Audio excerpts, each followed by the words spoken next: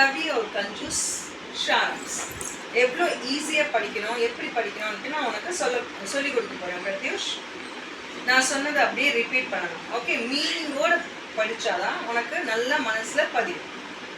So कवि और कंजूस ஏற்கனவே நம்ம படிச்சிருக்கோம். एक गांव में गोवर्धन नामक एक गरीब कवि अपने परिवार के साथ रहता था. என்ன இதோட மீனிங் என்ன?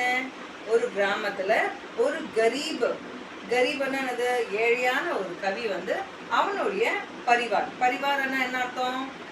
பரிவாரனா ஃபேமிலியோட இருந்தான். एक दिन वह महेंद्र नामक धनवान के घर पहुंचा. ஒரு நாள் மகேந்திரர் என்ன பண்ணாரு? ஒரு பெரிய தன்வான் வீட்டுக்கு போனாரு. தன்வான் என்ன அர்த்தம்? ஒரு பெரிய பணக்காரர் வீட்டுக்கு போனாரு. பணக்காரர் வீட்டுக்கு போனாரு. என்ன செய்வார் அவரு?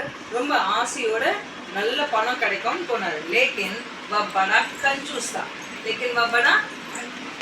कंजूस என்னது? கஞ்ச பிசினாரு. கோவர்தன் ने उस पर झूठी प्रशंसा की.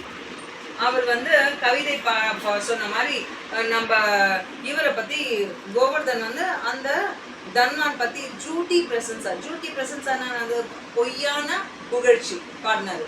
இவர் வல்லவரு, நல்லவரு, நானும் தெரிஞ்சவரு அப்படின்னு இஷ்டத்துக்கு அடிச்சு விட்டாரு. மகேந்திரனும் அதை நல்லா கேட்டுட்டு நௌக்கர் கிட்ட என்ன சொன்னாரு? நீ போய் ஒரு பெரிய சில்வர் தாலியில, சோனியக்கி தாலி, சில்வர் கூட கிடையாது, சோனியானது கோல்டு, வெரி குட், கோல்டு தாலியில நீ அசர்ஃபியானது கோல்டு காயின்ஸ் போட்டு எடுத்துட்டு வா அப்படின்னு சொல்றாரு.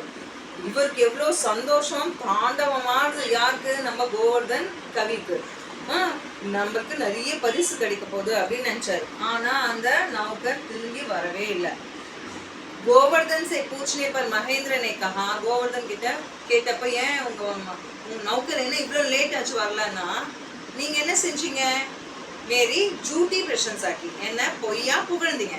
நானும் உங்களை சந்தோஷப்படுத்துறதுக்காக பொய்யா எடுத்துட்டு வான்னு சொன்னேன். அவன் எதுவுமே கொண்டு வர போறதில்லை. ஓகே, तुमको खुश करने के लिए मैंने भी झूठ बोला.